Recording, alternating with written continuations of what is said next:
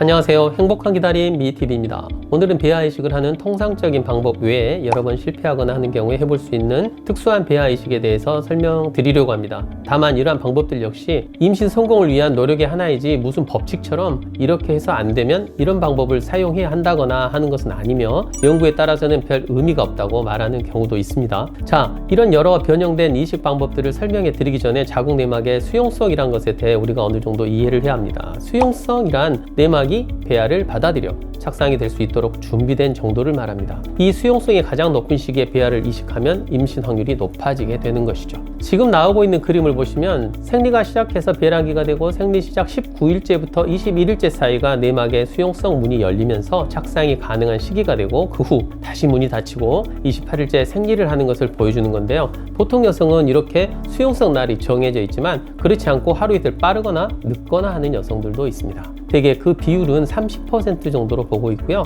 20%는 이식을 한 날이 수용성 문이 열리는 것보다 하루 빠른 경우이고 10%는 하루 이틀 늦거나 이틀 이상 빠르거나 하는 경우로 생각하시면 됩니다. 자, 그럼 배아이식을 하는 정상적인 방법 외에 대안으로 어떤 방법들이 있는지 알아보도록 하겠습니다. 정말 좋은 등급의 배아가 이식되었는데도 연거푸 실패하는 경우를 반복 착상 실패라고 부릅니다. 이런 분들에게 2일 배양 배아와 4일 배양 배아 또는 5일 배양 배아를 같은 주기에 연속 이식하는 소위 순차 이식이라는 것을 시행한 연구가 있습니다. 결과는 이렇게 순차 이식을 한 군에서 그렇지 않은 군에 비해 매우 월등한 임신율을 보여 4일 배양 배아나 5일 배양 배아를 추가로 이식한 경우 임신율이 50에서 60%까지 보였다고 보고했습니다. 지금 나오고 있는 2013년의 또 다른 연구에서도 역시 2일 배양 배아와 5일 배양 배아를 한 주기에 연속해서 이식할 경우 임신율이 통계적으로 유의하게 높았다고 보고하고 있습니다. 하지만 미국 논문 데이터베이스인 펌메드를 검색하면 그 후에는 이런 종류의 논문은 보이지 않고 다른 저자들은 별 소용 없었다는 연구도 발표한 것을 보면 여러 번 실패한 경우 옵션으로 선택해 볼 수 있다 정도로 이해하시면 되겠습니다.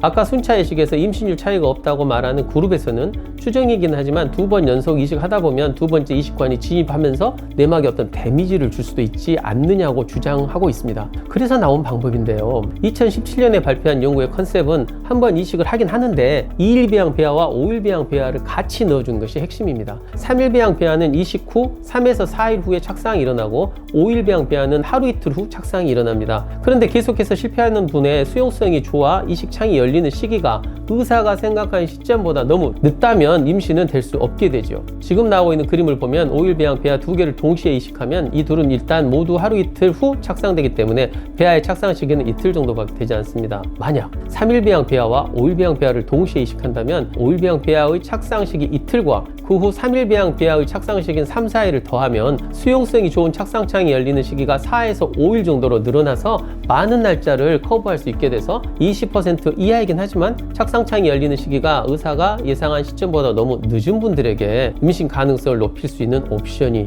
될 수 있다는 것입니다. 이 연구에서는 이제 이렇게 했더니 임상 임신율이 지금 보이는 테이블처럼 52% 대 30%로 통계적으로 유의하게 높았다고 보고하고 있습니다. 그래서 여러 번 실패한 분들에게는 한 번쯤은 시도해도 좋을 방법이라 생각합니다. 마지막으로 동일 분열 배아 연속 이식이라는 게 있습니다. 아직 발표된 연구 논문도 없고 실험적으로 해보는 것이라 명확한 근거는 없지만 잠깐 설명해드려 볼까 합니다. 자궁내막 수용성 검사라고 들어보셨는지 모르겠습니다. 제전 영상 있으니까 참고하시고요. 아까 말씀드린 대로 냉동배아 이용 이식을 할 때 프롤루텍스나 크리논 같은 질정을 넣고 4일째 3일 배양, 5일째 4일 배양, 6일째 5일 배양 배아를 각각 이식하게 됩니다. 이때 수용성 검사를 해보면 실제 이식한 날이 맞을 가능성이 70%이고 처음에 말씀드린 대로 30%는 너무 늦거나 빨리 이식한 경우입니다. 그중 20% 정도는 하루 정도 빨리 이식한 건데요. 그럼 3일 배양 배아를 질정 놓고 4일째 해동해서 하나 이식하고 똑같은 3일 배양 배아를 그 다음날 다시 녹여서 이식한다면 우리는 대략 90% 정도의 수용성 있는 날에 이식한 셈이 됩니다. 자궁내막 수용성 검사는 비용이 거의 150만 원 정도 소요되고 인공적으로 주사나 약을 사용해서 이식하는 것과 똑같이 진행하다가 이식하는 날 조직 검사를 하는 것이어서 검사하는 데 시간이 한 달 걸린다고 보셔야 합니다. 저도 이 검사를 해보면 되게 아까 말한 확률대로 나온다는 것을 확인했기 때문에 여러 번 실패하신 분들 중 비용에 대한 부담도 있고 나이로 인해 시간이 부족하다고 생각되면 아직 의학적으로 효용성이 규명되지는 않았지만 동일 분열 상태의 배아를 이틀 연속 녹여서 이식하는 방법도 충분히 환자 부부가 이해한다는 전제 하에 제한적으로 시도해 볼 수 있을 것으로 생각됩니다.